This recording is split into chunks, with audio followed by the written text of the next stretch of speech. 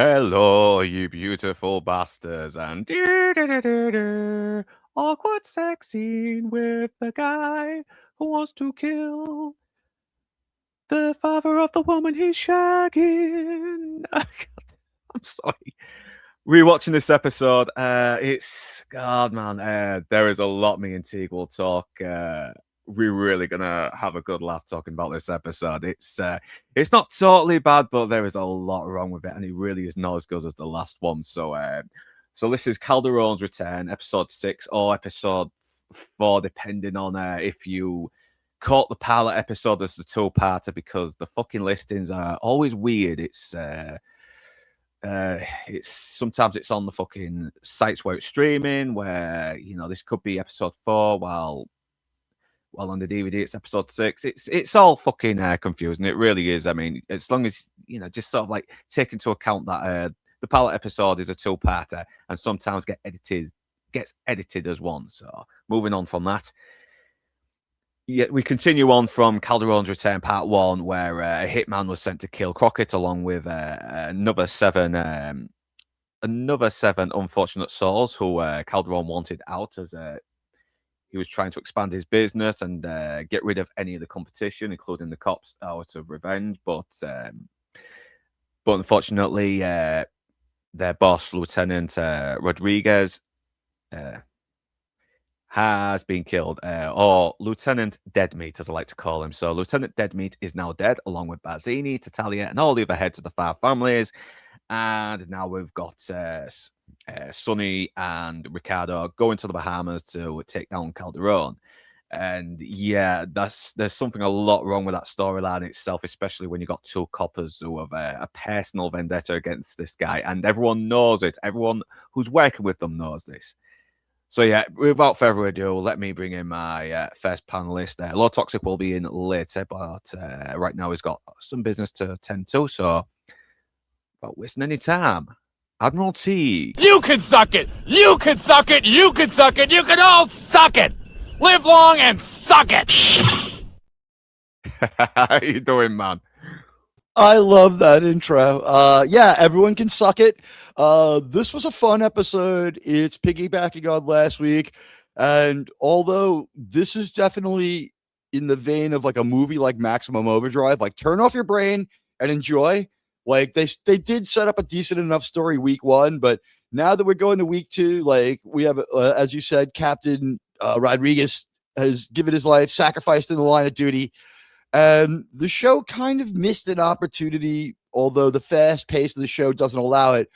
If this was a modern cop show, we would have started with Rodriguez's police funeral, or them leaving it in their police uniforms, and we would have seen them as the guardians that we usually that they're supposed to be. The way they would appear at a police function. White gloves, the whole thing. Sonny not being an infant or the center of attention for a moment, and I think that we missed a chance to show everybody left bonding. And instead of having them walking through that dark hallway, labyrinthine inside the police headquarters that we keep seeing, they have some sort of station house where the vice guys work, and then there's some sort of main police headquarters. So they go downtown Miami, and the episode starts there. And we just have, I guess he would maybe be an assistant chief or something, because the captain's dead. So someone has to step he's obviously acting in authority, isn't he? And obviously he's doing a fucking bad job sending Sonny and Crockett to get Calderone in the Bahamas as surveillance, because these two have a personal fucking vendetta against him. And yeah, that's not good, mate. Yeah, you're personally connected to the fucking suspect. I think you might have to get some other guys who are not going to be all vigilante on this guy. It's yeah, he's doing a bad job. Maybe it's because he's acting authority in the vice squad. I don't know, but I don't know. Personally, I would have liked Sonny, Crockett. No, you're off the case. You're personally tied into this, all right? If you go down there, it's going to be a shit show.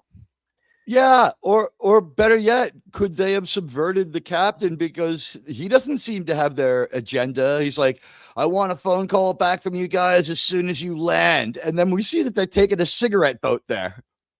Yeah, no, it's So they were like, yeah, Captain, no problem. We'll be on that American Airlines plane. Like they get back and they're like, we've got this case solved. And the captain's like, wait, you're not supposed to leave until tomorrow. It's like, we just grabbed a cigarette boat from the impound yard. It still had a lot of cocaine in it, so it was great for our cover, sir.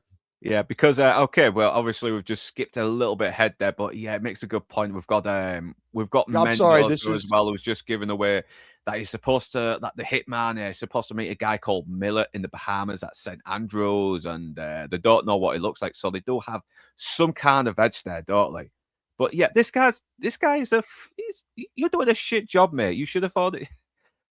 Professionally, you should have hired fucking coppers who are personally tied into this to be doing this job, all right? Because get a picture of Calderone, give it to them, say to do some surveillance, and call back, and that's it. Give it to some inexperienced cop who looking to earn his stripes a little bit, because it turns out to be a fucking disaster, doesn't it? But right, or since this is the United States of America and things go quite as far as they do, perhaps you get on the phone, you call the Federal Bureau of Investigations, and you say, you need to call your CIA liaison because this shit's just gone totally international. We're going to be going all over what we're still calling the Gulf of Mexico. I hear the name's going to change one day, but we're going to be all over the place. This is going to be, jurisdiction on top of jurisdiction. Let's remember, they arrest this guy, I believe, in Bermuda.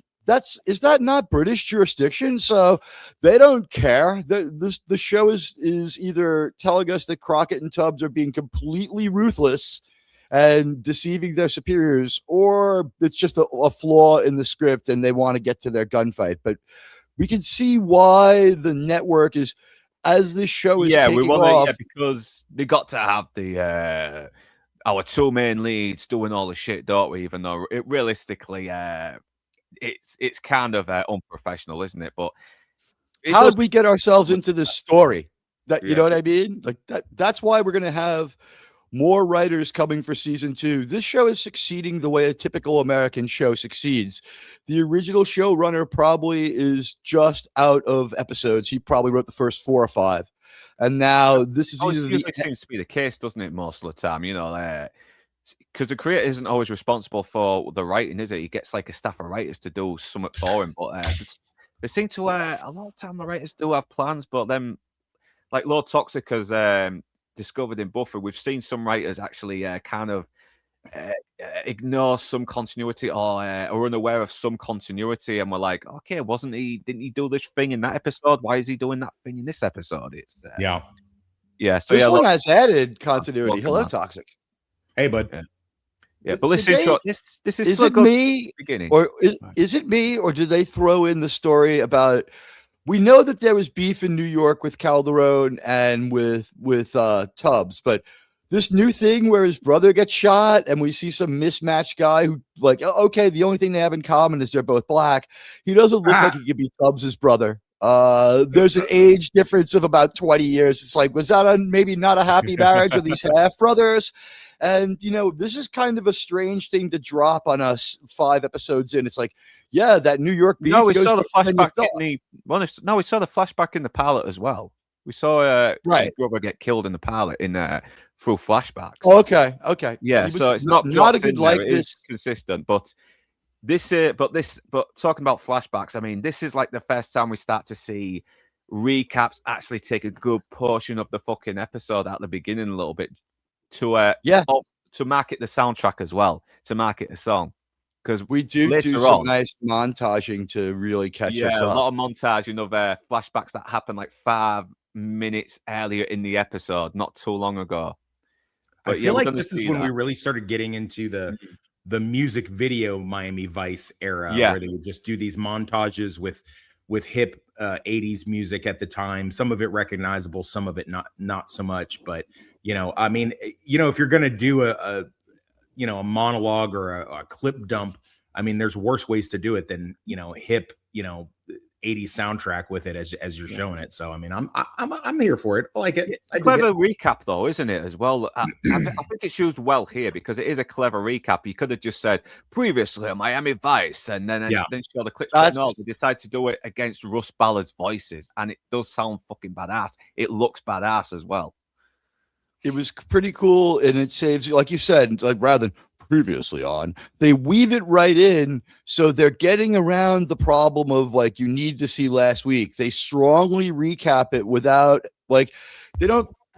I think in TV, it's considered to throw you out of the episode if it's like previously on. Like a lot of people try to stay away from that. So yeah, and it fills in the blanks as well, because the thing is, this is the first series, and most of the time, people don't always see the first series until maybe it gets reruns. Right. I've seen it happen a lot in TV shows. Well, yeah, like look at me, for example. Like I, last minute kind of had a little free time, decided to jump on, turned it on Tubi. I haven't watched. I mean, I remember Calderone Return Part 1, but I don't remember all of what was recapped previously because I've not been like steady watching this, and I don't have it was something I watched when I was a kid, so it's not something that's like really fresh in my mind. I was able to jump into this episode, and I kind of knew exactly what was going on. I also wanted to point out this episode. I think when you rewatch Miami Vice the movie 2006, 2006 movie stole a lot from this narrative, especially this part 2 called Calderone. They stole a lot of that narrative. Yeah, this is the movie that went through my mind too. They even copied a few shots with the cigarette boat shooting through the waves. That's what I was thinking. What I was thinking. Yeah.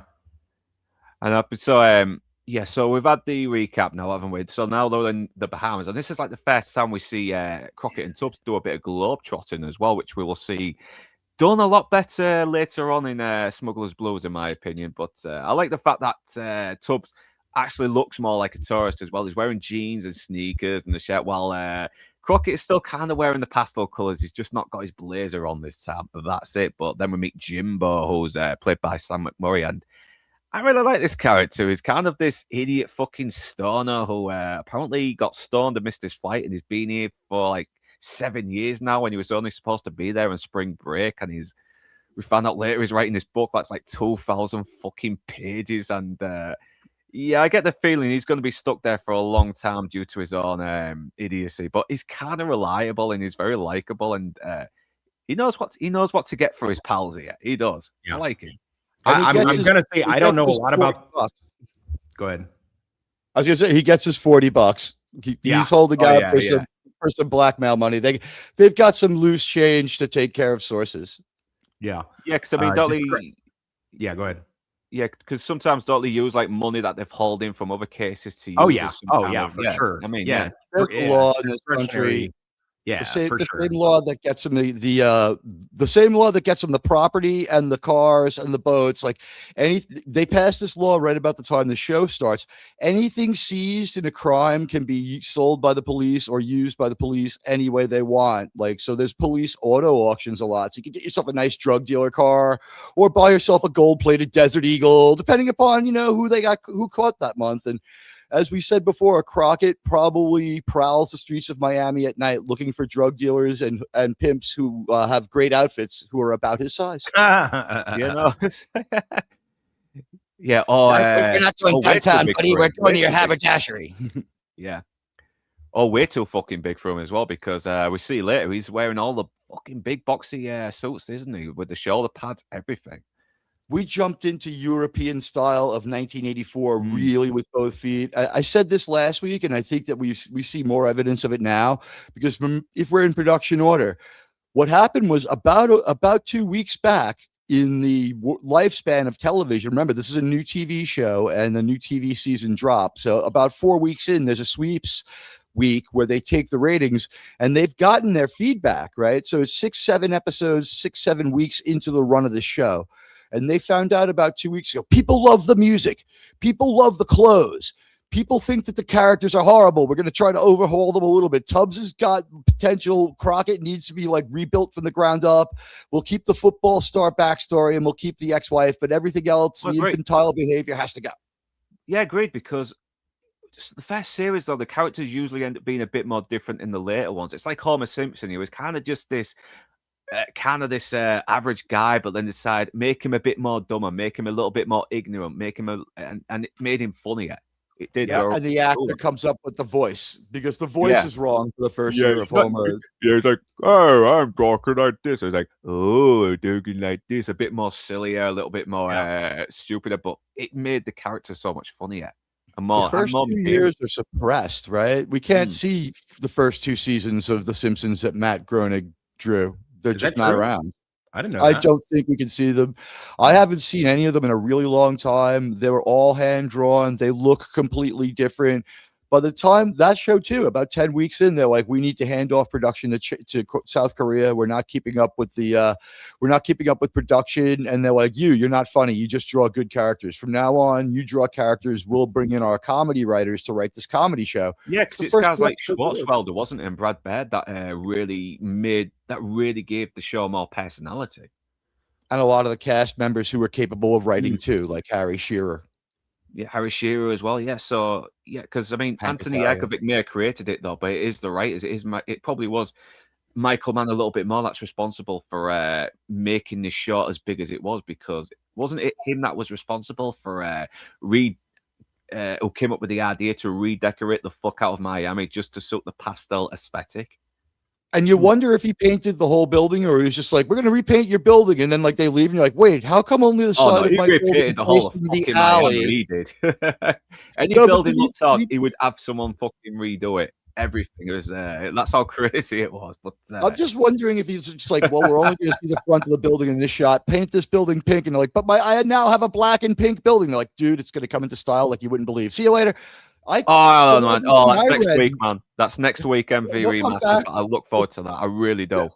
We're gonna shoot the parking lot scene here next week, so we'll paint the back of the building pink. Thing. Don't worry about it. Yeah, we'll be back. But you know what? Man has apparently stepped pretty far away. His idea was a long consulting meeting and occasional phone calls. So the calls to him would be like, "Yeah, I watched the show. These cops are too extreme. I think I agree with your writers." And then maybe something like, you know what? Let's get some hotter colors in there. And they're like, thanks, Mike. And he's like, okay, got to go working on Manhunter. Click. Yeah, feel free. So we've already got set up with a festival that's happening as well, which leads to the climax.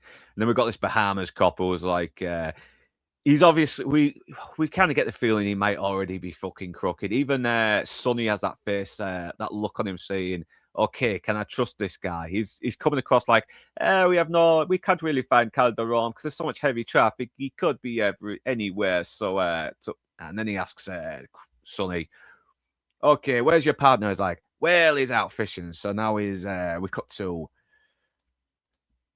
him trying it on with who could be Calderone's woman, but he doesn't know it's the daughter yet. But he's using the charm, isn't he? And because if he found out that she was his daughter, pretty much Sonia would have been like, well, you seem like the type who's pissed off with your dad, and I'm black, so hey, let's get together. Let your soul glow, baby. I just want to say he is being really charming because she's standing there on the beach, but she's not painting a landscape. She's just on the beach so that she can paint. And it is one of the most awful, horrible excuses for a painting I've ever seen. I mean, I would have been like, you are beautiful, but you should take up writing, or, one day there'll be this thing called AI to make the art for you, because you have absolutely no talent for this. This looks like Andy Warhol.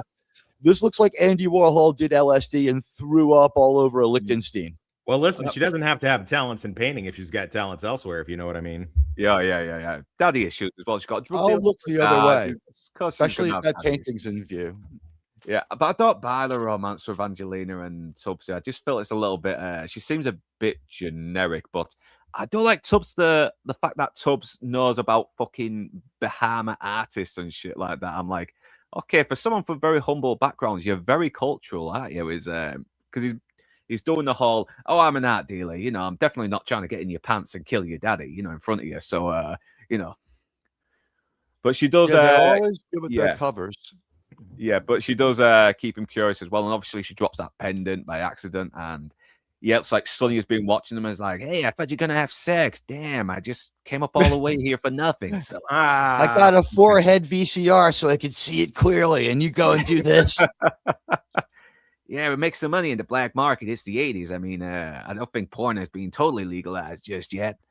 By the way, we have some connections. That law that you guys were referencing earlier, Teague was referencing specifically, is that's called the Forfeiture Act. Just so you know. Thank you. So they can duelist in this case. Yeah. Then. Oh yeah. You have to be found guilty. It sits in the impound lot, and it's evidence until your trial. But like, if you're guilty, it's like, well, you're going away for 25 years to life for selling crack in front of a freaking grammar school, you piece of garbage. You won't be needing this like great wardrobe or this Lamborghini. Sonny, you're about 5'9". Come on over here, you son of a bitch. You're gonna look great in this outfit. It's gonna sound like fiction and tinfoil hat, but I can promise you, there's people in the feds for a charge called ghost dope. It's imaginary dope that they never found, but they believe was out there somewhere that they just couldn't find. And there's people doing 5, 10, 15, 20 years in the feds off of ghost dope because someone else said no one believed that there was no dope. They're like, you fenced it. Right. Is that wow? That's a pretty that becomes now a very dangerous law. Oh, yeah. Cell phones might save your ass because at this point, it's like, here, Captain, I'm going to send you the MP3 of what we found. Some of it's headed to the lab, so we make sure it's not baby powder, and we're definitely not fencing it on the street, sir. Yeah.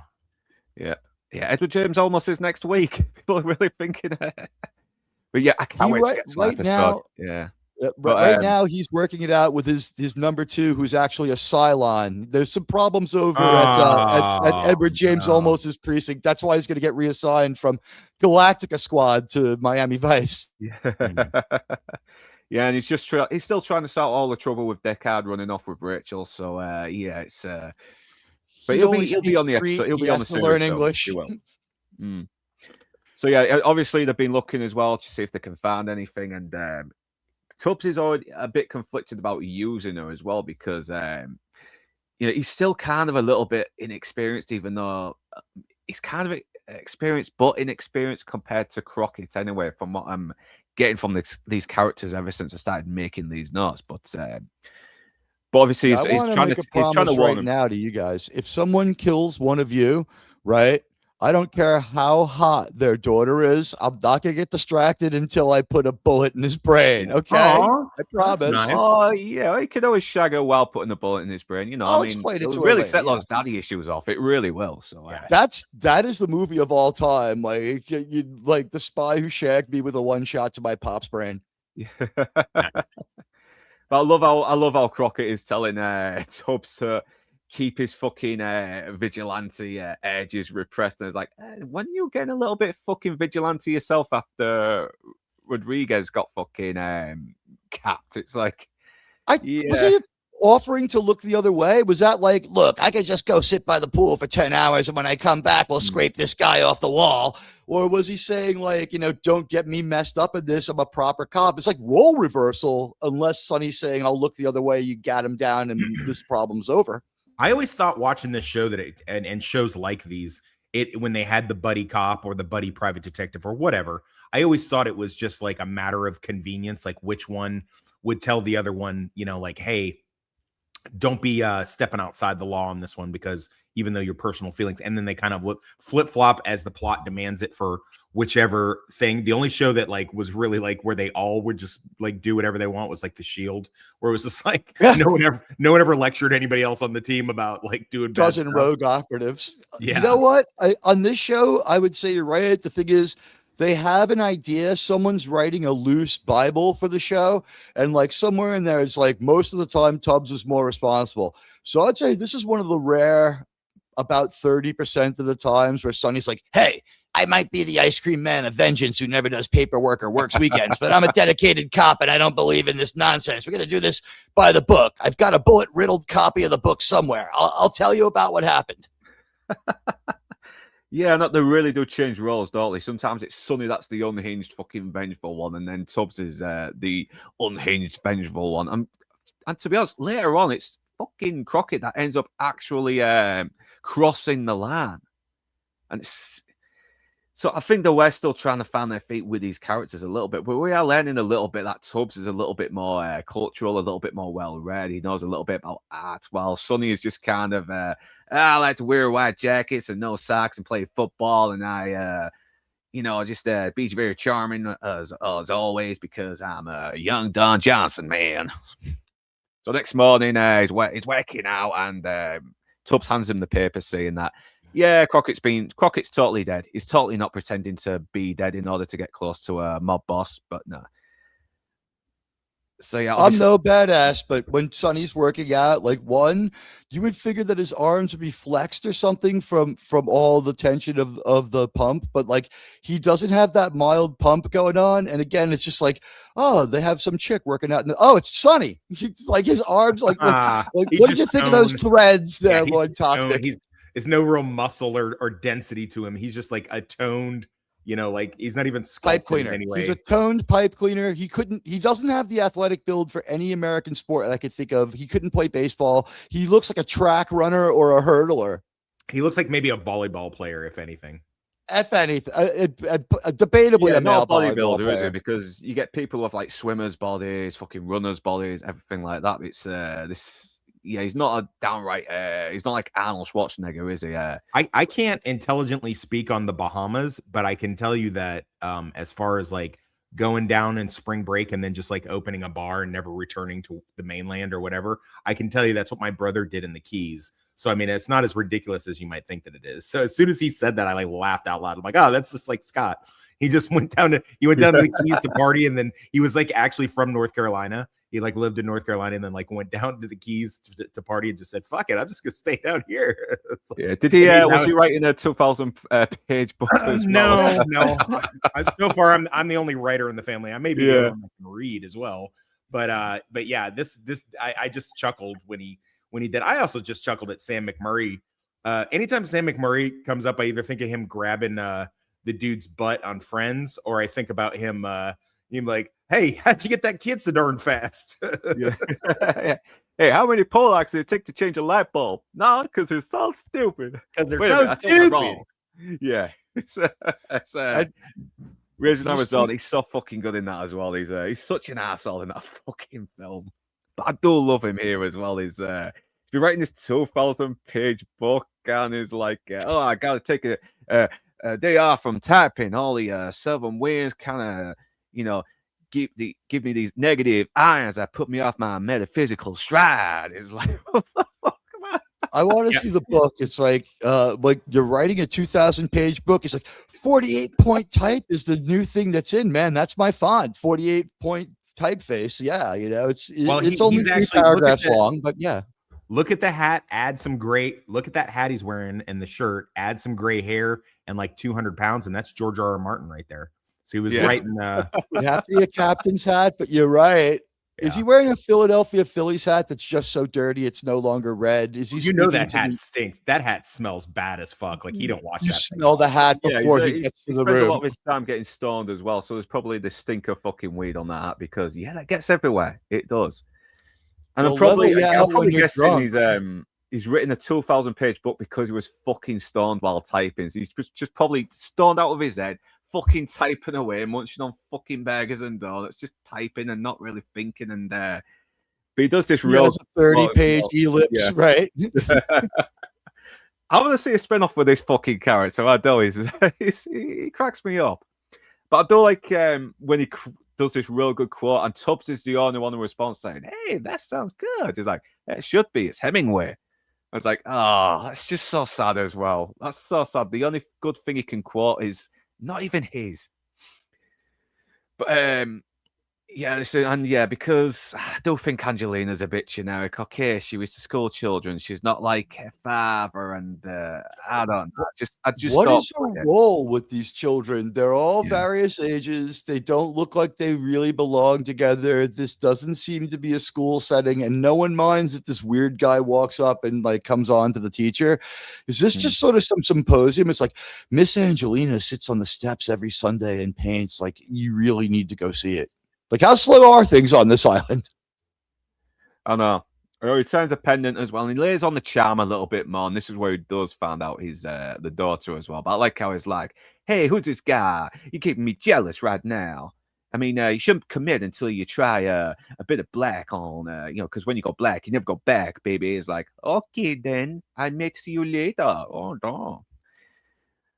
But it's just typical Tubbs being very charming, getting onto a good side. But she's obviously keen on seeing him again, on meeting him for lunch. But then we meet, and I really don't know what Sonny's plan is here as well, because Calderone knows what he looks like. Obviously, they don't know what the hitman looks like, so he's pretending to be the hitman.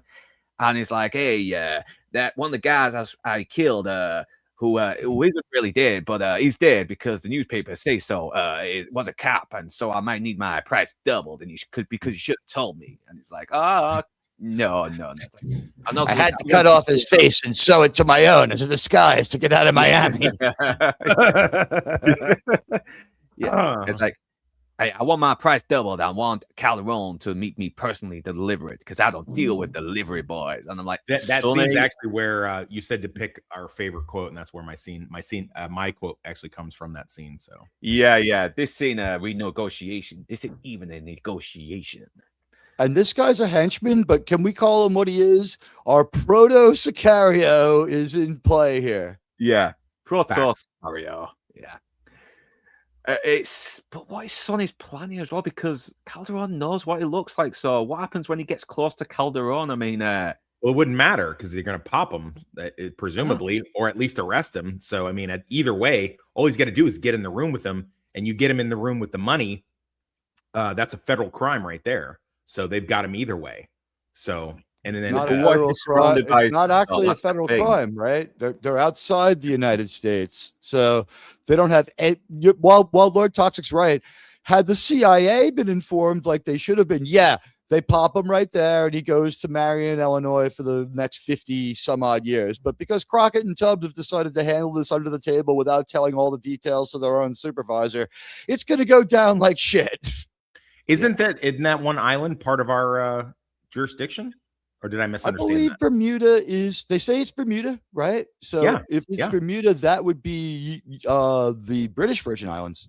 I believe it's British jurisdiction. Questions here as well that I had for this, but I think there was number one cop has a British accent. Remember the chief, their chief of police has a very proper British way of speaking with only a slight island accent. So that's I was assuming they're supposed to be British police and they have British-like cop uniforms, but I could Google. No, you're correct. You're correct, and I'm wrong.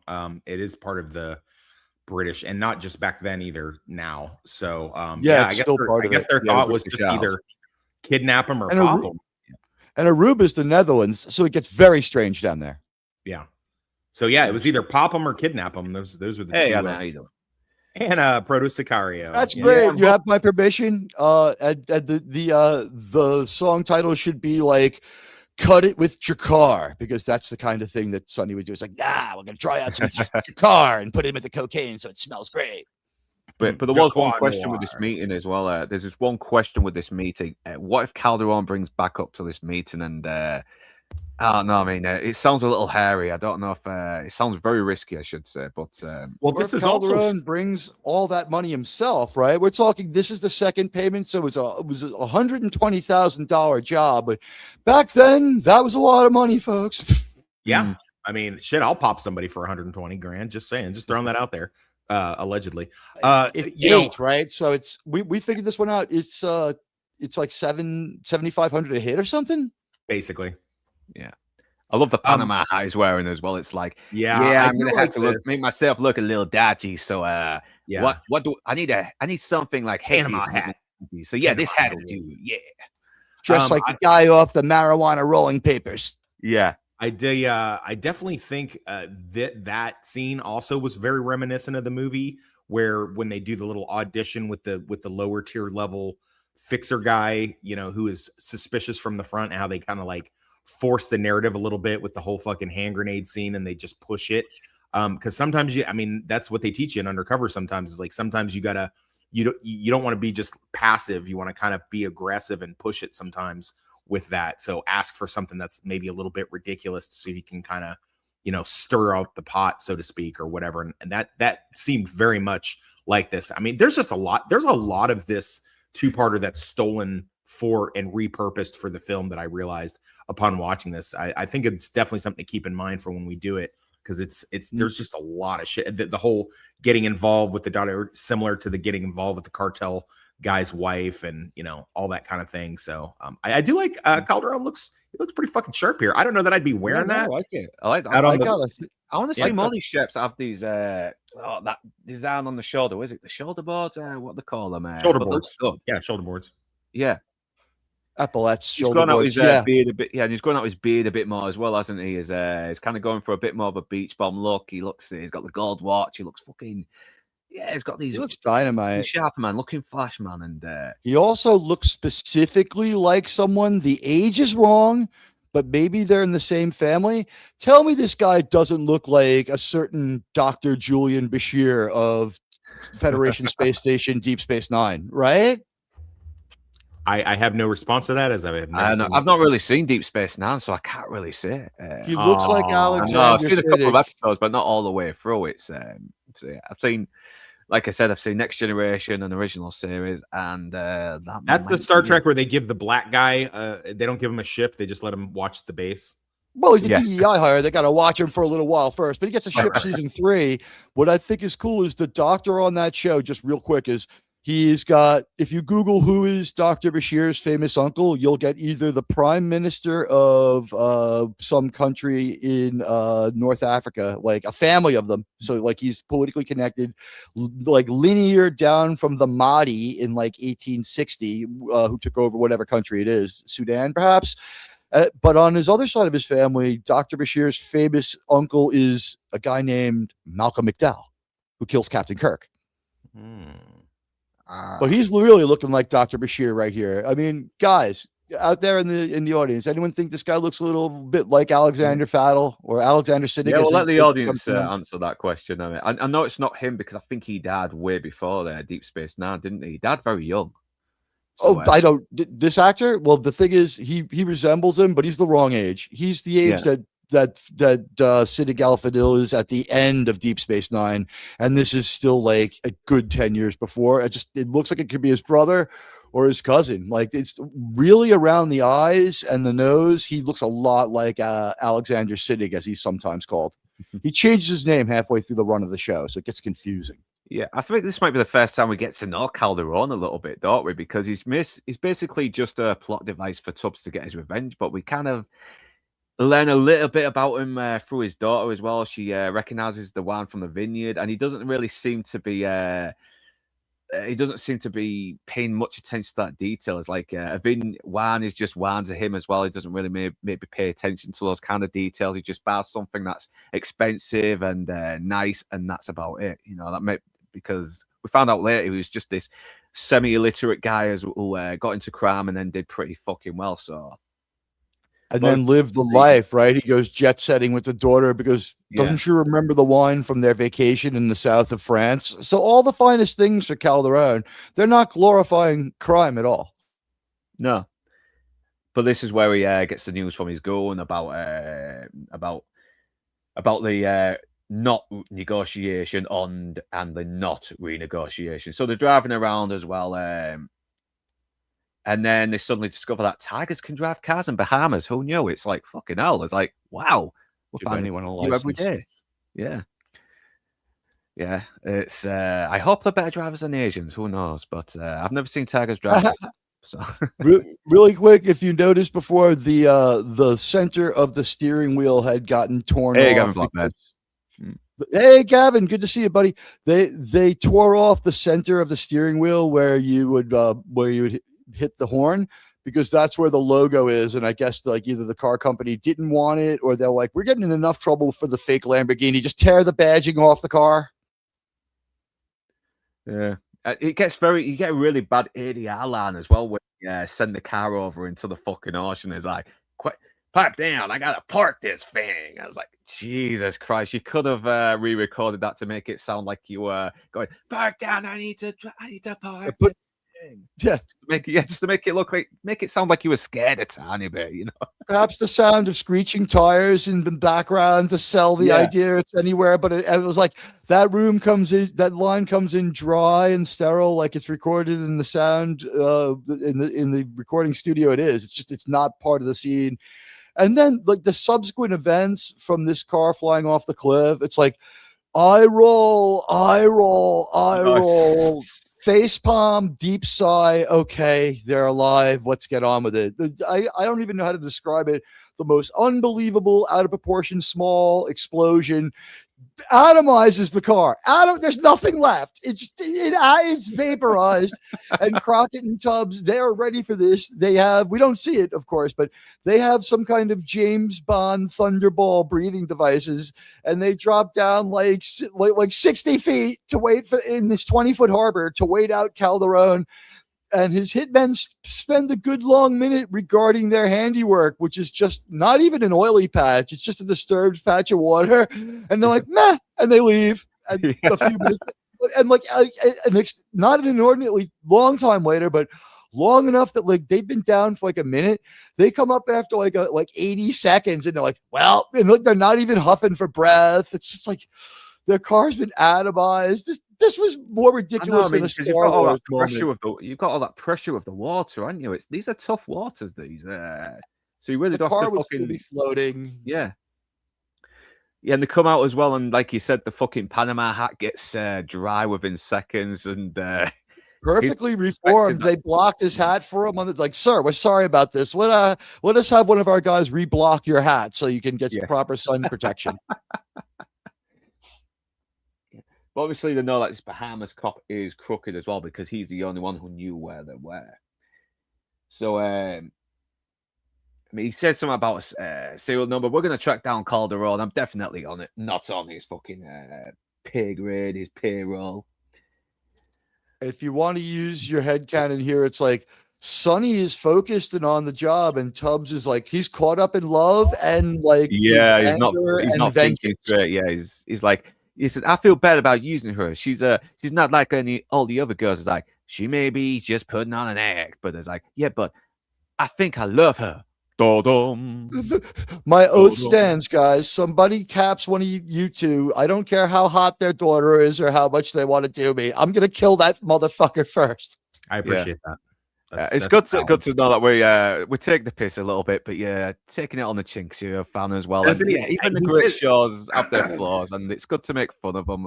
But when the show is good, it's really fucking good. Doesn't he say something a little bit? To do that with the car, like they could have been hiding behind the floating car, and the hitmen were just like, well, what else can we do? Like, we don't know. Like, it wouldn't have hurt the story if Calderone wasn't quite sure. Like, he was 80% they're dead, sir. We at least killed one of them, but no. Jefe, we fucked up. No, none of that. They're like, oh yeah, sure, they're dead. Their car. Maybe I should start hiring hitmen who can swim so they can check the car for fucking bodies. Or went to high school. I don't know. So he's going to go down to Angelina's as well to tell her that he's leaving in a couple of hours and he may have to miss out the lunch. He's like, okay, well, let's have sex then. One last goodbye sex, and then we get this really cheesy. Where's the shots? They really have no relationship. They do this because they don't not do it. Oh, man. You get you kind of get the faded picture of them ribbing around in bed to the ocean with that really cheesy soundtrack. I love Jan Hammer, but this is one of the my least favorite ones in my opinion. But it gets used a bit better when at the end of season 2, though, in my opinion.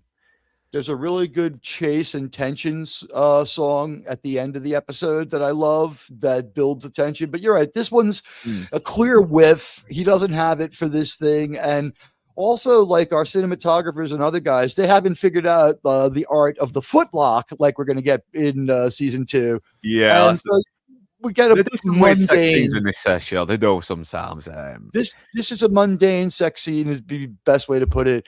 I think most of us are still scratching our heads on how the car managed to be atomized by small arms fire. Like, I think all of our minds are still there. It's like, what the hell? Yeah. I love how she asks the question, you look like you're someone else. It's like, yeah, well, I'm thinking of popping your daddy in front of you while I'm coming inside you. Sorry. That was too far there. Sorry, man. Sorry. But yeah, it's like you're gone, but your line might not necessarily have been extinguished, depending upon what happens here. Your daughter plays this right. You can still be a grandfather. It'll be posthumous, but we'll bring him by the grave. Yeah, but obviously she's telling him that she wants to meet him at the festival and her dad will be happy to meet him, all that kind of thing. So he knows he's in there. He can get close to him now. So yeah, they're going to get ready for the festival now. And this might be the only time I see Crockett wear red, because he's always got the pastel colors, the lavender, the blues, the pinks, but never red. because it's like it's not pastel color. We don't need earthly tones, something like that. Well, this is an affect, right? He's not even Burnett. He's some rando killer. So he grabbed like the most outlier stuff he can. I guess this is how he manages to have Calderone not recognize him. It's like, that can't be Sonny. He's dressed too conservatively. Yeah. He's only wearing a hot red color. Did Sonny have the Burnett character established at this point in the series or no? We've heard the names, but we didn't do much with it.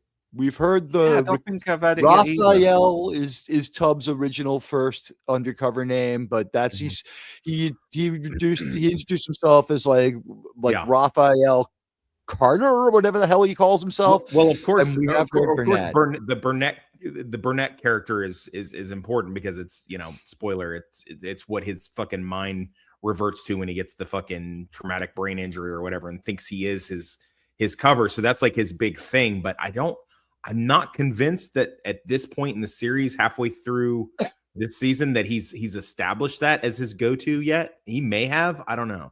Here's the thing. We got it in the first episode, like in a really quick series of throwaway lines about how about how Bail Organa didn't want his wife to work because he wanted to adopt a little girl. He'd always wanted to adopt a little girl. Yeah. But what happens was when Bail Organa buys it, Captain Deadmeat is just like, Crockett, you've been out here on the street too long. You're burned out. And it kind of seems like Crockett stumbled off the boat from Vietnam and it's like, are you guys giving out badges? I still know how to kill people. And that's the events.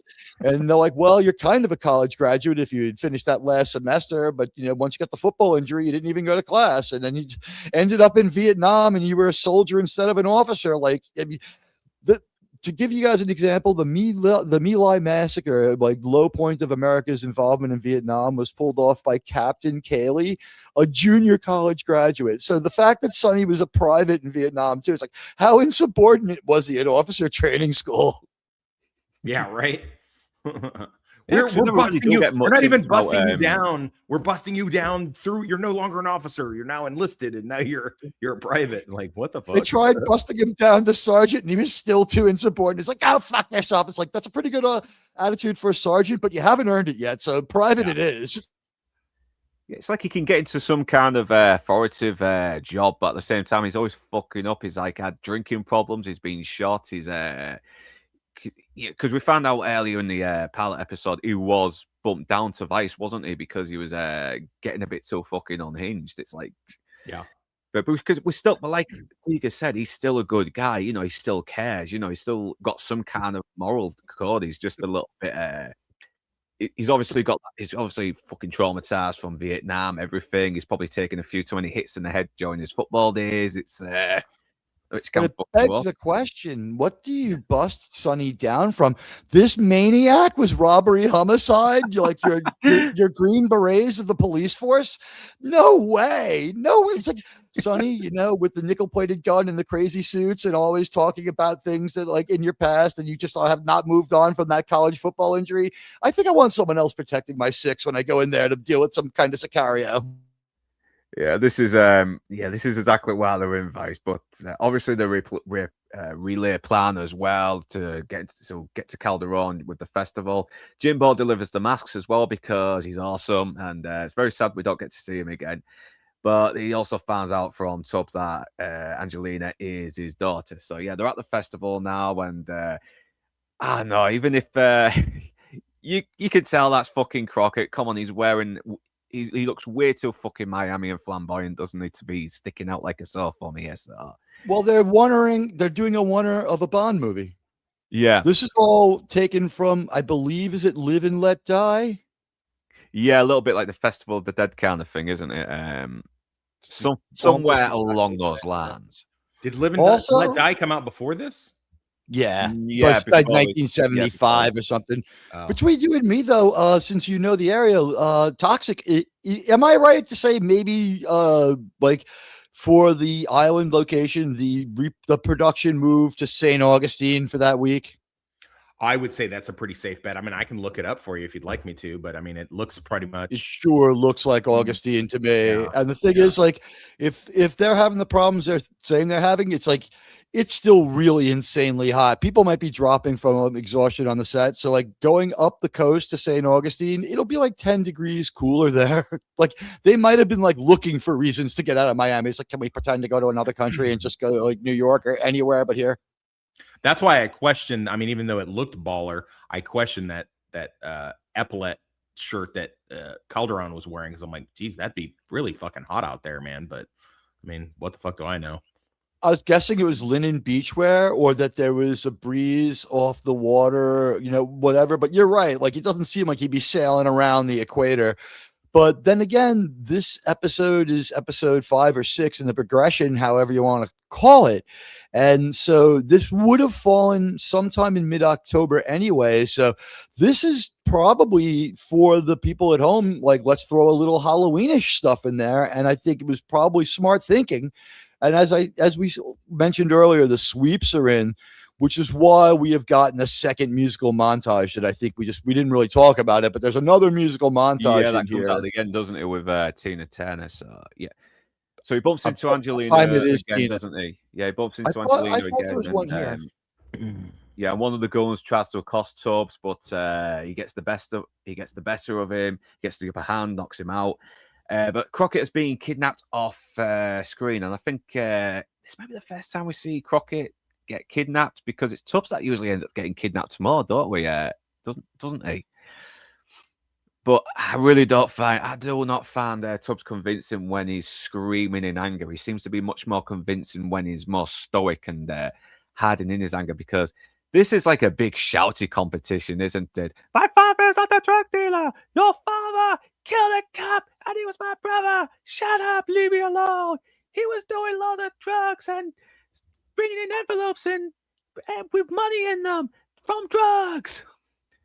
It's it's really overacted here as well. But I'll give Tubbs credit; he's really going all in. But then we get to this good little moment where Calderone's like, "Hey, I can't wait to go back to Miami." It's like, Miami is looking forward to seeing you too. Their Unreal argument, that was the most, like you said, it was over the top and out of nowhere. And this is now, like, in the space of about 11 minutes in this show, we've seen a car vaporize from small arms fire, and now we're having this crazy conversation about how this woman somehow made it to 25 years old with her 35-year-old father, who is a huge drug dealer who also likes to hang out at the Louvre. It's bizarre, to say the least. Yeah. Oh, yeah. Sorry for having that comment up way too fucking long. Like, I'm just managing both the slides here as well. So I thought I unhighlighted it. I do apologize, but never apologize, Sonny.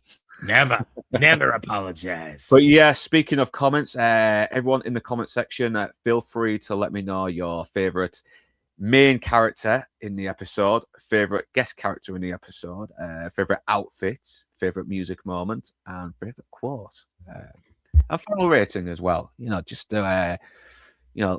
give us your opinions on this episode and the things you like about it, the things you don't like. So,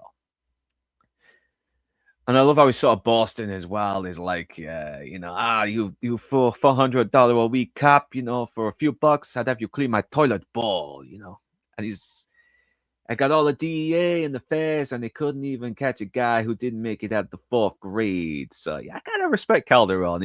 He didn't do well at school, but hey, he fucking made it. I know he had to go through a lot of illegal loopholes to do it, but he did it.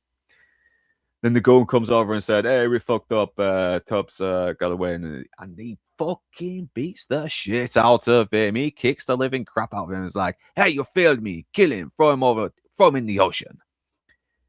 But then Angelina comes in like, "Father, they told me bad things about you. They told me that you're a drug dealer and you killed people." And what he said didn't just settle it. Yeah. I think he's put all doubt that he's a drug dealer to rest with put a couple of bullets in his head and throw his ass in the ocean. Yeah. I think he might have put all doubt to rest, but Angelina's clinging to her delusion. Yeah, and then Tubbs comes in with a shotgun. It's like, "Put your gun down, motherfuckers." And they seem to have a problem following that order, because they don't put their guns down. So they get into a big fight. Sonny gets the upper hand on one of them, and the guy goes to kill Tubbs, and Angelina's like, "No, no, no. And Tubbs and fucking Crockett guns him down, and he's like, bloop, bloop, bloop, bloop, no, Mr. Geppetto, bloop, bloop, bloop, bloop, bloop, bloop, bloop. And then we cut to Tina Turner's What's Love Got to Do with It? And Tubbs is like, I'm sorry I gunned your father in front of you. But the plus side is your daddy issues is a sky high, so we might make love again sometime. They still do conjugal visits if I pay off the right guy. Like magically finding out that this guy who was like playing the role of good father, and she only found out at the last minute. Suddenly she's as hardened as if she's known it from day one. She's like, okay, she's stoic about the death of the father. Yeah, I think she's in shock as well, or maybe it's just the actress. I don't know. I mean, I don't think I've seen her in anything else since. Yeah. I do like this quote a little bit. It's like it wasn't just your job that brought you here. So she obviously, it's well, he's already fucking told her that he's there for revenge. He shared, but he shared that his brother was killed in New York. I know, but they'll meet again. Don't know how, don't know when. Oh, wait, we do know. It's going to be in the final of season 2. So, and yes, it's obviously a reverse shot. All they did was just flip the image from left to right, didn't they? And just had it make it look like they're exiting the Bahamas. And we're on our way back. That. It's like footage, everything. It's move the control surfaces to the other side of the boat. What do you think about that one? Yeah. Yeah, I'm just going to put on the outfit I put on when I entered the Bahamas, and, no one will notice. It's my ocean-going shirt, Tubbs. I can always tell which way is north when I have it. It's the world's most difficult commute. They have to find, like, the 4th largest landmass in the entire planet. It's it's barely out of sight. You make it 1 or 2 miles, you're going to be able to guide yourself back to Miami by eye. But exactly. If anyone can mess it up, it's our friend Sonny. Wait for low tide, you're good to go. What a weird episode after all of that. I will say this. They went all in on rights because that's Tina Turner's What's Love Got to Do with It. And it might have been on the charts contemporary to the episode. Like we're talking within weeks. This episode seems to be one of the first ones that they've written since they got the okay that they're going to keep going with the show. You know what I mean? Yeah. Like they had 5 episodes that were going to run. And now we're either at the end of that or we're starting to, and the show's trying to find some kind of identity. It's not thrashing around yet, but this particular episode, it was sort of like, all right, like, well, we know the deal. We're either renewed or we're not. So this episode, we don't have to like worry too much about making sense unless cars vaporizing from Uzi machine gun fire is standard. You think a tire might be floating, a piece of burning debris. They set their Uzis to disintegrate. They said they had phasers. A lot of people don't know. That's a setting you can put on the Israeli submachine gun. Set to disintegrate. All right. Load them at the explosive bullets. Yeah, it was the methods by which this this is your average functional cop story. It's just that the beats of the story are so over the top fantastic one too many times in the episode. Like you get the feeling that some of this was like, you can cut a lot of this talky dialogue stuff and don't worry too much about it because what we've got here is a certified hit on our hands. And we'll start working on what this show is going to be sometime around episode 7 as we start to arc towards the end of our season. Hey, everybody, buy a house in Miami. It worked out. And so this episode, it's just like people are just not as eyes on the prize. Like the idea that you would have both musical montages in the same episode, like that you would have one at all is crazy. So we have 2. It's like, obviously they're like, people love the music, buy another song. It'll make up for some of the cornball stuff in episode 5 where we didn't have enough development money left. That's all I can come up with for this one. Give me fun. Dogs. Go for it. The dog's getting out of hand. He's warning off some of the Muslim invaders that are heading towards his flat right now. There you go. Lord Toxic. I was going to say, go ahead. Tell us, what did you think? Was a little bit untethered? I think with episodic television, when they do a 2-parter, I think invariably it winds up being lopsided. Either the part 1 is a little bit too much exposition-y and doesn't really, or it's a banger, and then part 2 is lame, or the part 2 is has the unenviable task of kind of having to carry the narrative. Very seldom. I mean, you might think of some, especially with a cop show, you might get away with it with like a genre show, like maybe Star Trek, for example. But with a episodic cop TV series, especially one from the 80s, it's going to be difficult. I mean, there's noticeable exceptions like, Did You See the Sunrise Part 1 and Part 2 for Magnum PI? Like that's like, the first one's a banger. It's taut, it's tense. And then the second one has an amazing resolution. And this one does it too, I don't want to spoil. Yeah, the ending's fucking good. It has its problems the rest of the episode. I mean, I don't really buy the chemistry between Tubbs and Angelina. Angelina seems a little bit generic. She's the sweet daughter of a criminal, and yes, the sex scene is just so cheesy as well. But it does still have its moments. I mean, this is like the first episode we see them globetrotting as well, and it won't be the last. And just like you mentioned, we do get them indulging in the 80s soundtrack as well, maybe using it as a way to sort of like promote some 80s music as well. Well, I think it's like what a lot of people say, and specifically Teague, brought this up. It's like at this point, they've realized, hey, this might be our formula. MTV is huge. We can be an MTV cop TV show. I mean, later on, 20-something years ago, later, they wound up actually just making shows for MTV, like Teen Wolf and a couple other things. So it wasn't such a far-fetched idea.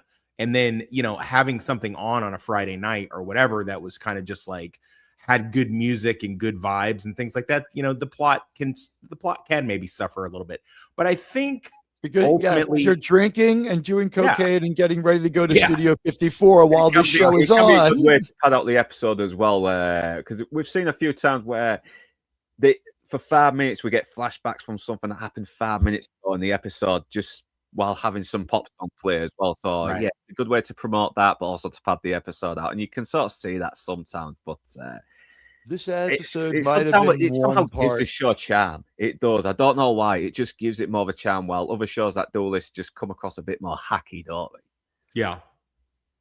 They might have bloated one episode into two. I really wonder, because this links in, like you said, to your opening 2-part movie and gives what resolution we're going to have for now for the Calderone story. But Lord Toxic, you tell him the real way to say this, I'll fucking kill you. The John Leguizamo story is coming ahead down the line. Don't you dare tell him how to really say it. I don't know if I'm Italian or Latin. So there's going to be a Calderone part 2, but it's nothing like this. This finishes up any reason that we had for Tubbs to be in Florida. And what you could say here is, when they made this, they're like, we have a miniseries with the possibility to be changed into a series. Seems to have been what they said, because we have a 5-episode story. And then in the middle here, right, we have part 1 and part 2 of the opening movie, and then the Calderone thing gets resolved here, and in the middle we have 3 episodes of a cop show that, like, 2 of them are pretty good. One of them you could just live with or without. The Ed O'Neill one being the most superior. Yeah, it's definitely the most superior of the pre Castillo run anyway, isn't it? Because next week we'll obviously be introduced to that character, and he really does. You can really see as well the show is really starting to find their feet a bit more as well, even though it's just his first introduction. Because obviously they probably had a good idea with Rodriguez, but obviously the actor didn't enjoy being in Miami, so I decided, okay, we'll do a few episodes and kill him off, then replace him with another actor who will be the more superior and more interesting character. But yeah, and I can't wait to get to that as well. So we don't know what kind of plans they had. All we know is the guy who played the original captain was like, nope, Miami's horrible and most shows don't make it anyway. Why would I want to be on just some other canceled pilot?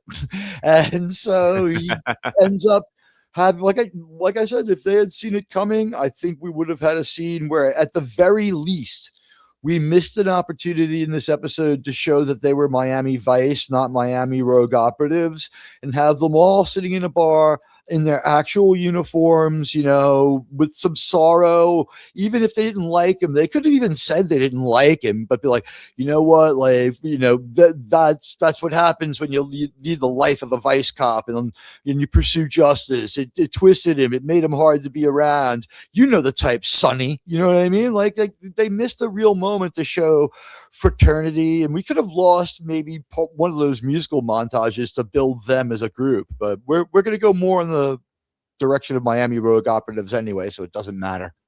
Yeah, well, so moving on now, we will go on to our favourite main character of the episode. So obviously I got Fast and Teague and then Toxic.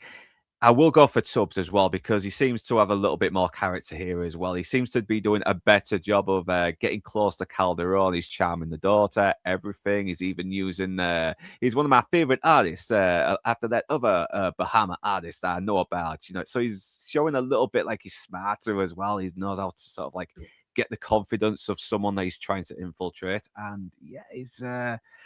I think, it does. I think Tubbs is the main man of the episode as well. And I like how he's spared the revenge as well. When Crockett guns the guy down, it's like he's spared him having to live with being a murderer, I should say. So, yeah, Adrotig, that's favorite main character of the episode. I guess my favorite main character of this episode, am I allowed to say Calderone? I think he's more guest anyway. I'm talking like main character. Sonny, Crockett, Vitek, Zito. This is Sonny's episode to show range. He's just been angry psycho cop. This is the first time we've changed the dynamic where he's the voice of reason and he's calmer. So I enjoyed seeing Don Johnson show that other side of his character. So I'm going to say Crockett. Yeah, that's all right. Fair play, man. I mean, because he is still fucking good on this as well. He is good at being pretending to be a dodgy hitman as well, saying this ain't a negotiation, it's a renegotiation. You know, he's being very pretty fucking convincingly sinister as well and dominant here. So, Lord Toxic, favorite main character of the episode. I know. Definitely. Yeah, it's definitely Crockett all the way. Not only does he get to do the cool undercover shit and get some of the best lines in the episode, and as Teague said, be kind of the voice of reason, he also does that thing where he's the senior cop. He's been doing undercover longer. He's been in the game longer, and he's getting to bestow some of his wisdom, not only in how it affects his job and how he his personal tradecraft when it comes to undercover, but also like, you know, the unintended consequences of it, because you're mucking about in people's lives.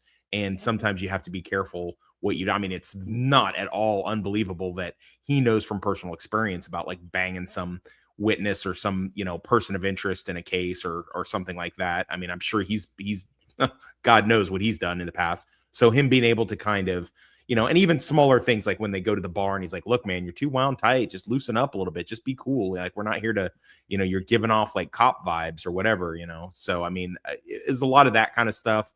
And I enjoyed it for what it was. But yeah, it's Sonny's episode all the way, even though technically the focus is supposed to be on Tubbs. It's just, it doesn't really ring true. And of course I couldn't possibly give it to Tubbs because his acting in this is pretty subpar, especially the yelling. And he's not the best actor. It's really his fucking charm and charisma that is getting by in this series, really, isn't it? That's it.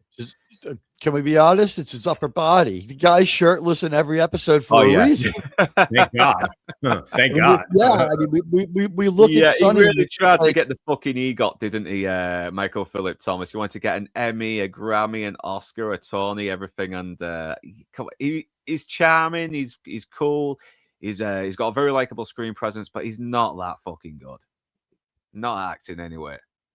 It gets better as the show goes on. He develops more range, but also like we could blame a little bit of it on the material here. It looks like we bloated one episode into two. Maybe we found out this show is going to continue before we had a script ready. So we're like, let's go two-parter on Calderone's return.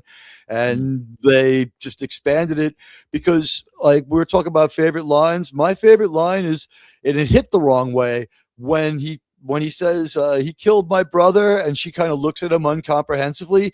My mind went to this delivery, and this whole thing has suddenly become a moment out of Fletch. And I was ready for her to say like something like, well, you're black. So when you say brother. What exactly do you mean? You know, like he hit comically rather than with any like impact, like it was his brother. So tonally, the episode's a little messed up. That's a good film, Flesh. I mean, people were slagging it off when we were doing the stream on talking about that movie. I like it. I like it though. I was shocked how many people didn't like Fletch. I thought that was going to be everybody's favorite when we did the 1985 stream, and like so many people didn't like it. I was like, really? That's crazy. It's one of my favorite movies. There was everyone who didn't like it had one thing in common. There was only a couple of Brits who thought it was funny. It's particularly American humor. Yeah, that was my takeaway. Like American humor, though. That's the thing. Most of the stuff I watch is American humor. Who liked it? But yeah. So that's favorite main character of the episode. So favorite guest character, I will say it was Sam McMurray as Jimbo. He's kind of a loser, but he's got his own bar as well that he probably got that by some miracle he managed to. He's now running, despite the fact he gets stoned a lot, and but he's always a rich kid. He seems to be a very reliable asset, though, doesn't he? He knows to get what you need. You know, he's always on hand to help. You know, he's an idiot, but he's a decent guy though, and he's always a win for me. This actor, every time I've seen him in something, he's always fucking funny. So Sam McMurray for as Jimbo as favorite guest character. Yeah, I wish he was in. I wish he pops up in more episodes because he does bring a lot of likability to the screen. So yeah, Admiral Teague, favorite guest character. I think I already showed my hand. It's Calderone. He mustache twirls. He's evil. He's living a double life like every good criminal should. He's managed to be a father by the age of 10. He's 35 years old with a 25-year-old daughter. Who am I to argue with a guy with cojones like that? Quite literally. Man of the world. He's had time to go to the Louvre and taste wine in the south of France while dealing drugs ruthlessly and bumping off 7 rival drug dealers and some cops just because he's out of his tree. And able to play normal half the time. So I guess Calderone has to take it, no matter how ridiculous he is and no matter how incompetent his sicarios are at shooting up a car. Yeah, you're supposed to set it to disintegrate, not rapid fire. Exactly. So yeah, puree that car. Yeah. Low toxic favorite guest character. I told you guys not to put the C4 in that car. That makes it explode worse. But yeah, no, I hate to sound like an echo chamber, but I got to go with Sam McMurray, if for no other reason than it just completely, it's except for the writing, the Winds of Fire, or the Song of Ice and Fire books. Except for that, it's basically my brother's backstory of just going down to an island and just saying fuck it and living there. I love that, and I've always admired him for that. So as soon as he did that, I just literally was sitting here watching Tubi laughing out loud. I was like, oh my God, that's fucking crazy. Yeah, I like the fact he's just basically stuck there, isn't he? And he's just wound up doing a little bit better than. Well, his life has turned into a Jimmy Buffett song, he's just completely he's like just living the Jimmy Buffett fucking lifestyle, and I'm here for it all day. I like it, and if you're gonna get fucking stuck in a place, I mean, there's worse places to be stuck. Oh yeah, of course, There's people, dude. Trust me, there's people that fucking wander out here to Leavenworth, Kansas, and get fucking stuck here, and not even in prison, just the fucking town. Look at me. It's like, I'm up in Florida and I'm fucking running a hotel at Leavenworth, Kansas. It's crazy. Yeah. Oh man. Okay. So now we're on to favorite outfits, and remember, people in the chats, you can participate. So, favorite main, let us know. Favorite guest character, favorite movie moment, favorite outfit, favorite quotes, and final rating of the episode. So yeah, favorite outfit. We'll go on to favorite outfit is. For me, it's Crockett's fucking, I'm a hitman, renegotiating, but not negotiating, no renegotiating, with my pen in my head and a Hawaiian shirt over my green shirt, kind of thing. I like, it's a weird ensemble, but Don Johnson manages to pull it off. He pulls off a lot of ridiculous outfits in the show, but it's Don Johnson. The dude can fucking wear whatever he likes, in my opinion. So Admiral Teague, favorite outfit? Much as I did love the Hawaiian shirt with Panama hat, like, do you want to buy some rolling papers look, I'm going to say, since he debuted it in its full glory this week, we saw it in its full glory. He wore the full white with the teal shirt and Capizio's ice cream man, full-blown ice cream man of justice outfit.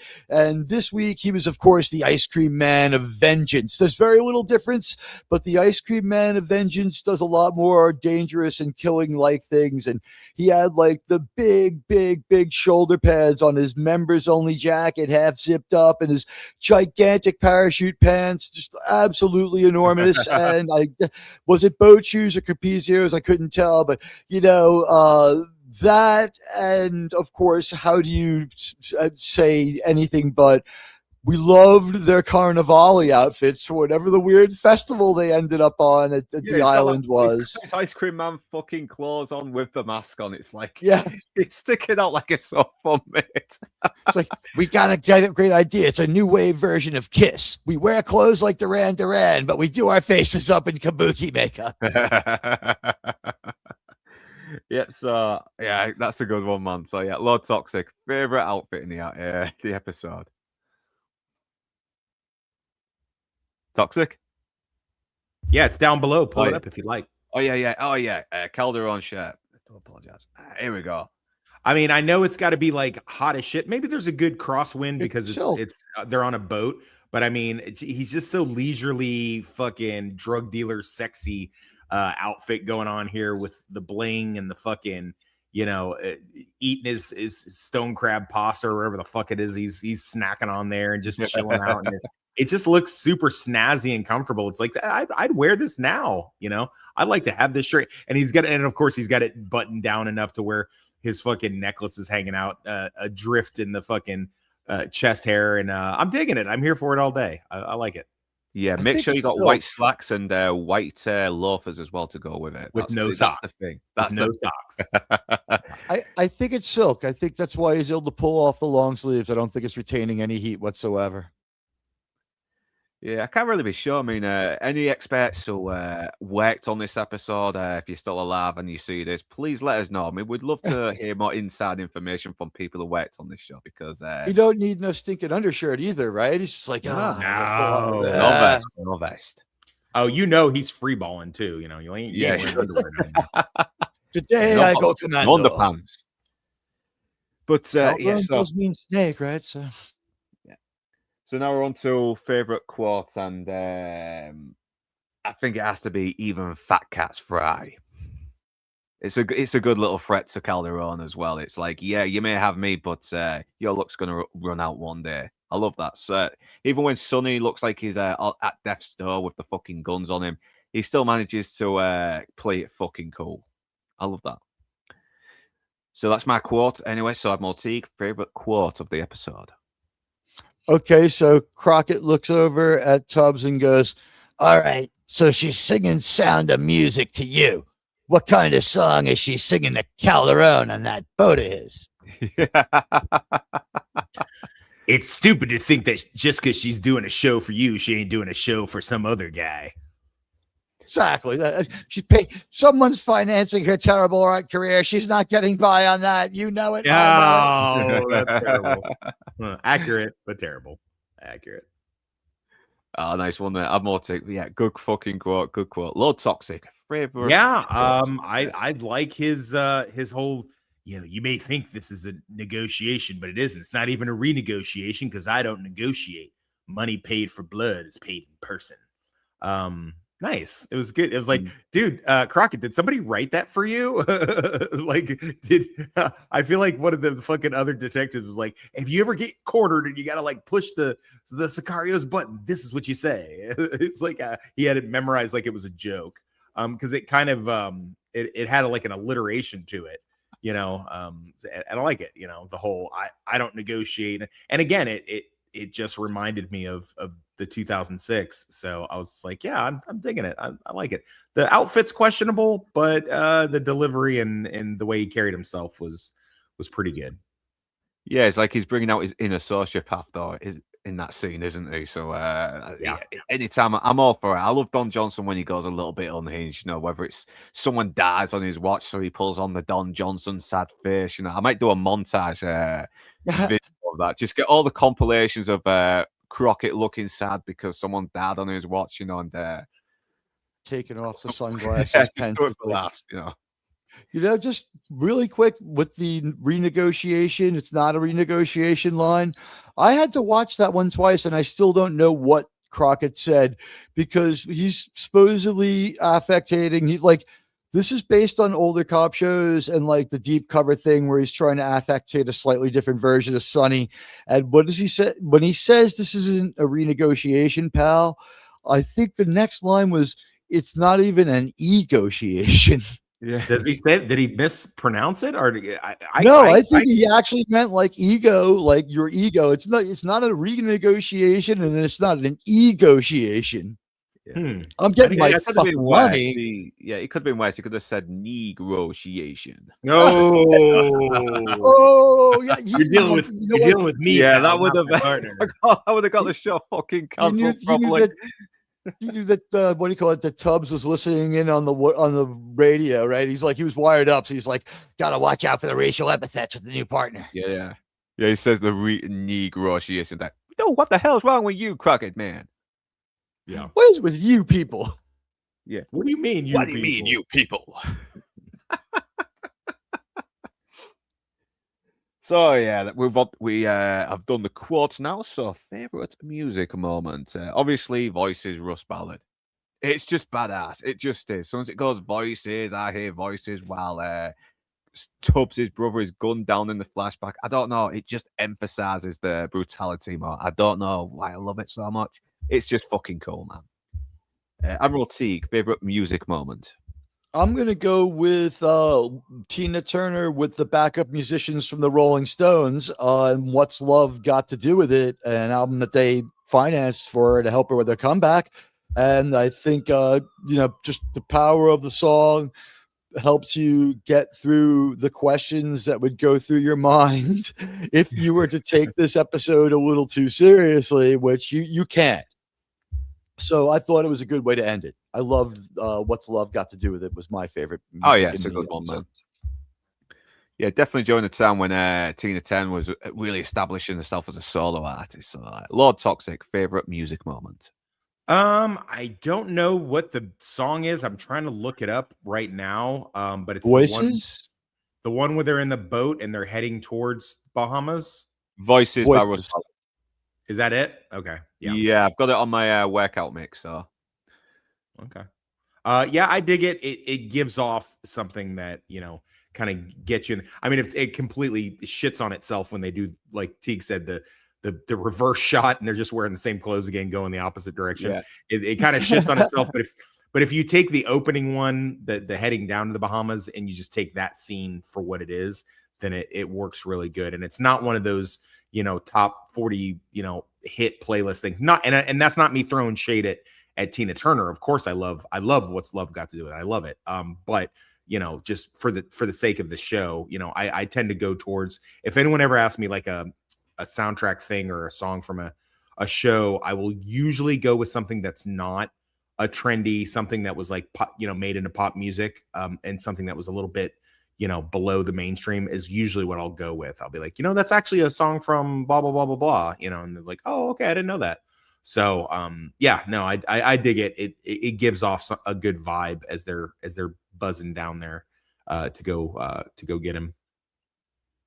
Yeah, because it shows that these two fucking mean business as well. So it's that's the thing. I mean, they really do use the songs to proper complement what they trying to get across. Even though the lyrics don't always match with the story or the MTV cop show, baby. It's an MTV cop show. Just had to feel like the right song. About this episode I love about as well, because this is where they're really starting to find their feet and thinking, okay, you know what? This could be the show that really indulges in the 80s and gives the 80s its identity even more, So it does lead to my final rating. So because despite its flaws and some very dumb moments, you can still see it's finding its feet. So I still kind of give it maybe 3.5 pastel suits out of 5. So That's my final rating with it. It's the first time we see him doing the globetrotting. They're really indulging a bit more in the music and becoming the go-to show to promote another artist's music, and which we'll see a lot more later on as the series progresses. So, Admiral Teague, final rating on the episode. I got to give this one a 2 because it's not, and that's being generous, because this is not a mediocre or representative episode of this show. It was too big in the storyline of what was going on to be this bad. And if I can think of, you know what, we can put 2 shirts in a bag, and after we shoot Crockett and Tubbs for 20 minutes, we can have them change their shirts and film them again, so that we don't have to have the speedboat have the wheel change sides of the boat and have a super cheap moment going back. If I can think of that, so can they. So the production's not firing in all 8 cylinders yet. They're not quite there. And there's this episode was so shambolic that one more mistake and it might have I wonder if this episode really finishes intact, or if it's just our goodwill and the fact that the show continues that gets us past the fact that this episode wrecks up terribly in the middle, and then it doesn't so much recover as it blows it off and just keeps going. That's a good point anyway. So yeah, still good fun. Still good fun. Yeah. I'll give it 3 pastel suits. It's a little bit of a downer after part 1, but again, as I explained it while you were beating your dog, it's one of those things that with episodic television, it's very seldom that you see the part 1 and the part 2 are good. I mean, you brought up Buffy earlier, and I would point out the episode from season 3, Bad Girls, and then the follow-up Consequences. Consequences is an important episode. It's well done, but it doesn't have the impact that Bad Girls had. But then again, Bad Girls couldn't have the impact that it does if it didn't have a good wrap-up. I don't know what the name of it is, but the episode after the Borg assimilates Picard, and then he has to go home to France to kind of get through the trauma or whatever. I mean, it's an important episode, but I don't care for it. It doesn't really, I'd have been just fine with them just carry on with business the next day and him just being right back on duty. I mean, I get it. They need to go to sets up some of the worst moments in the movies too. It's a terrible disaster, but people like that episode. Yeah, no, it's pretty popular in the zeitgeist as far as that goes. And I get it. It makes sense. But I mean, me personally, I don't know. And then, again, not to bring up Buffy again, but you have season 4's Primeval is kind of rushed and crammed, and then Restless is just a beautiful piece of artwork. So, Gavin Blackburn says family. Yes, correct. I don't know what the one right before it is when he's all Borgadized. But yeah, no, it's not always a situation where these are going to work out, and you have to kind of look at them as a whole, as opposed to a single. That's when, I mean, it's good to do an episodic analysis and get each thing, but at the same time, if you run into a 2-parter, it's almost like you kind of need to do the 2-parter together because they work. You can't have one without the other, so to speak. So, but yeah, no, I enjoyed it. It's not bad. Yeah, no, plus we're going to have a much better episode next week. It's still not one of the best ones, but it does introduce us to Castillo as well, or Castillo, if you want to go a bit more. Castillo. Go a bit more Puerto Rican or Latin about it. But I'm looking forward to that one as well, because sort of an admiral feel to his authority, which is why I like this guy a lot. He feels like he's got the gravitas of an admiral. And you know what? Instead of being a guy who got thrown out of officer candidate school, apparently, for being a douchebag, and then didn't work out as a sergeant, apparently, for being a douchebag, and ends up being a grunt in one of our ugliest and most brutal wars, Sonny. We have a guy who was military intelligence in Vietnam, bringing another end to the spectrum. You could almost argue that Castillo entering into the fray here as their new supervisor lieutenant, you could say that his admiral type qualities cancel out some of Sonny Crockett's more toxic sensibilities.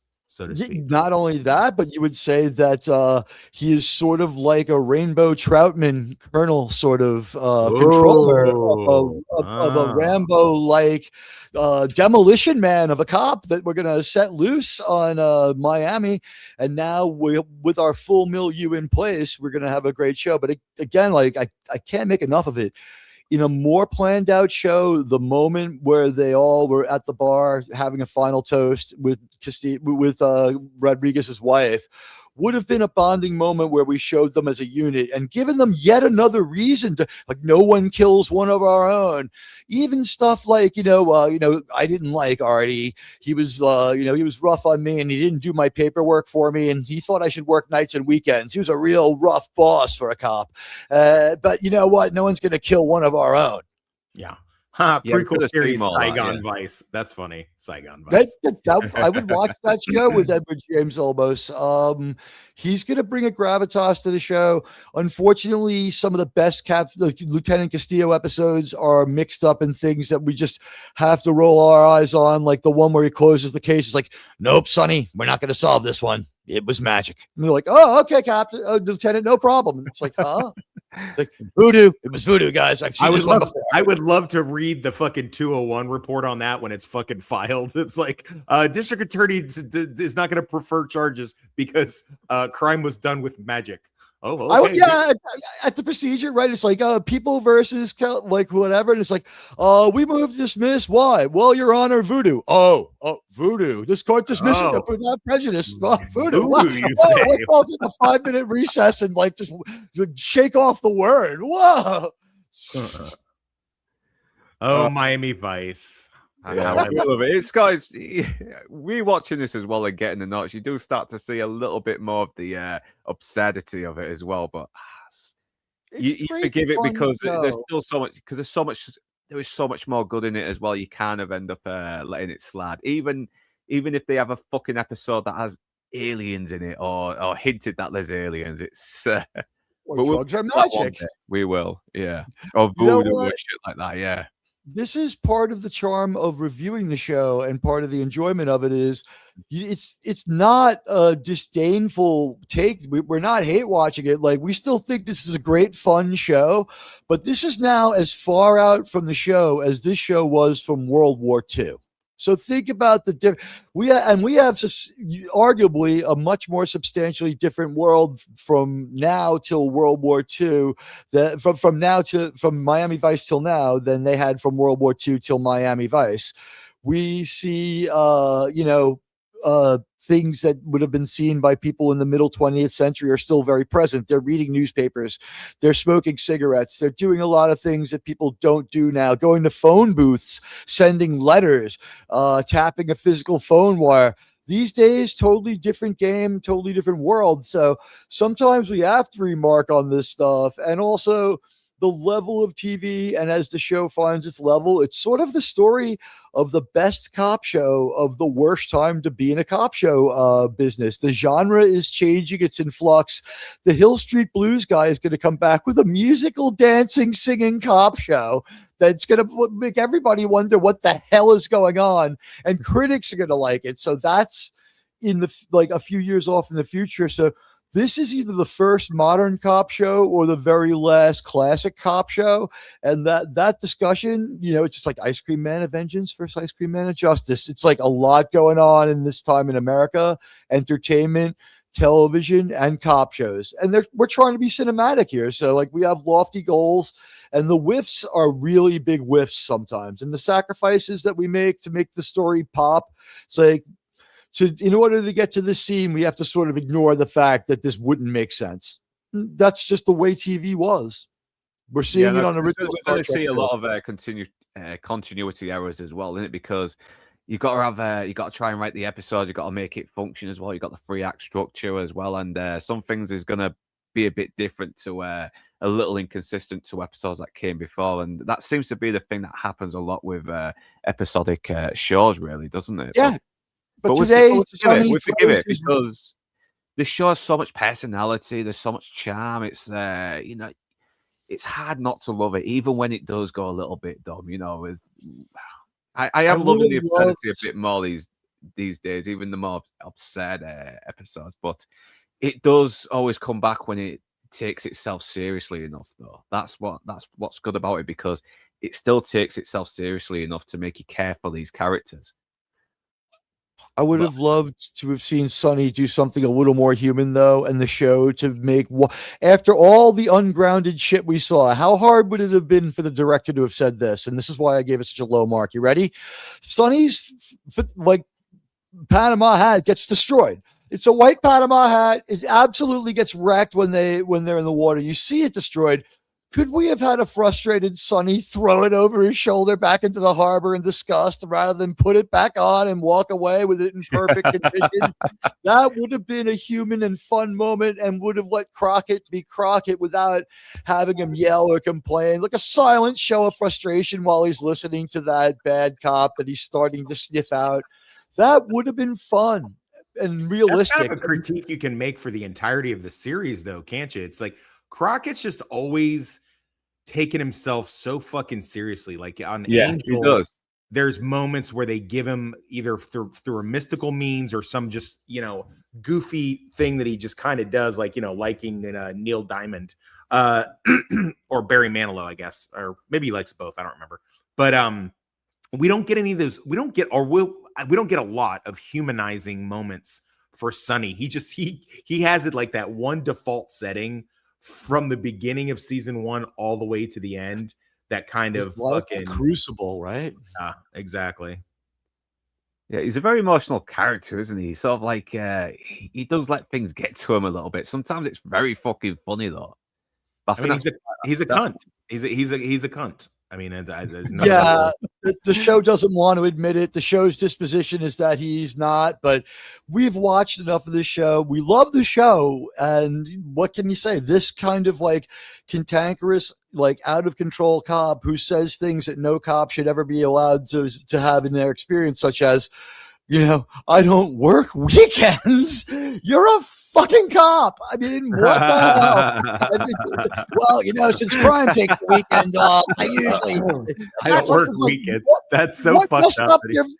What's messed up his visitation with his kid? I'm a dedicated maniac cop who's always working on his own time, except at 5:01 on Friday, where I'm off to the bar to have a few Zimas with the boys. Quick. Crockett, the drug dealers, he's heading down I-95. We got to capture him. And he's like, nope, got to peel off. Got to go pick up my son from Little League. Yeah, and he would have some kind of dumb line too. It's like, but Crockett, he's like, don't worry. I-95 is the only interstate in the world that doesn't go from one state to another. We'll catch up to him somewhere in Florida. And it's like 15,000 square miles, son. He's like, don't worry about it. Yeah, I'm pretty sure it goes to New York. That I-4 is the one that goes across the peninsula from Lauderdale from Tampa to Daytona. Yeah, and I know for sure being stationed in Virginia and heading home to visit family, I know for sure 95 goes all the way through. That's 95 goes and also 495 branches off through New York. What I think real quick happened is I believe the I-4 corridor, as it's called, I think that maybe they were going to try the very Florida thing of having a elevated highway above the Gulf of America go to Louisiana or Florida, just with this lack of state tax. They're like, fuck you, we're not paying for a road. And they're like, all right, fine, we'll put a one state interstate in there just because you guys will not develop your infrastructure. Anyway, so I think we can end on here now. I think we've discussed all our things anyway. We've waxed lyrically about Sonny being a bit of a fucking nut job. He doesn't make sense. He doesn't. I love it. I think that's why Don Johnson works as well, because you need a fucking good, likable, charming actor to play this role. Any other actor, it wouldn't have worked out. Maybe Mark Harmon could have done in the alternate universe, because I know he was almost lined up to replace him, wasn't he? But Don Johnson stayed on. I think he got more money for it, and the rest is history. But yeah, I think we will end there now. We've gone through the episode. We've had our little chit chat about, a little bit of the history on the episode as well, and relayed all of our favorite moments. And yeah, we'll continue next week when with One-Eyed Jack, which is the very first appearance of Castillo, played by Edward James Olmos. And man, does he make a fucking entrance just by doing so. He does. He does. So yeah, Mr. Prez, hey, our favorite toxic president. All right, feel free to kidnap Keir Starmer if you get the chance. Okay, so yeah, and thank you for thank you, Gavin Blackburn. Thank you, Emmy Spoons, Cosmic Holder as well. Anna, thank you very much for joining us. Miami Vice Remastered. Come on, hit me up. Let's come stream with us if your time zones actually. If you manage to get the time, I don't know what your time zones are where you are from, so please let me know. But you're always welcome in the chats if you can't make it onto the streams. And thank you very much. Thank you very much for your promotions, man. They really helped. They really do. And Earle Teague, thanks. I hope to see you next week. Lord Toxic as well. I know you're always busy, but I hope to catch you next week also. And I'm hoping Kung Fu Hot Dog will be able to as well. I know he's got a bit of a family emergency for now, so we can't always make it. But best wishes to Kung Fu Hot Dog. Yeah. Give your family my love, Kung Fu Hot Dog, man. You are a fucking legend, and do promote him as well. His channel is very, very funny. As with Admiral Teague as well. I've watched his Sheila Sheridan stuff as well.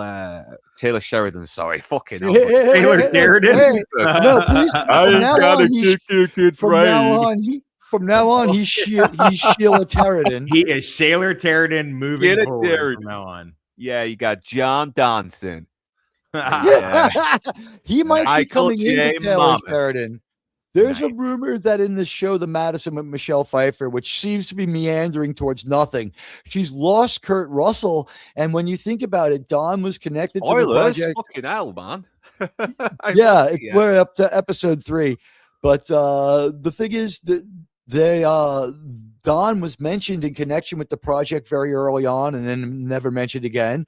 I could see him coming in as a love interest, maybe if this makes it to season 2, because him and Kurt Russell have a certain sort of physical resemblance and a little bit of the same energy. So I could see it. Well, Kurt Russell's maybe more Taylor Sheridan work for Don. Yeah, Kurt tends to be a little bit more he's more easygoing. He's not always, I mean, with the exception of like maybe the McCready and The Thing, most of his performances have a little bit of charm, wink to him. This character sucks. He just fishes and talks about fishing. I was happy when he died. It kind of seems like the Shaler Sheridan gleam has worn off a little bit. It's the last couple Marshals. I'll tell you, I haven't watched this that show. It's not really his show. What happened was they broke up Yellowstone. They didn't want to do it anymore. And what they did is Marshals and Jamie, there was just going to be an FBI spin-off show that took place in a rustic environment. So they're like, hey, Jamie, you want to be on a cop show? And it's so simply the show Marshals is exactly like the show FBI. It's made exactly the same way. It's going through the exact same beats. And it's not Yellowstone, even though there's a Yellowstone character on it.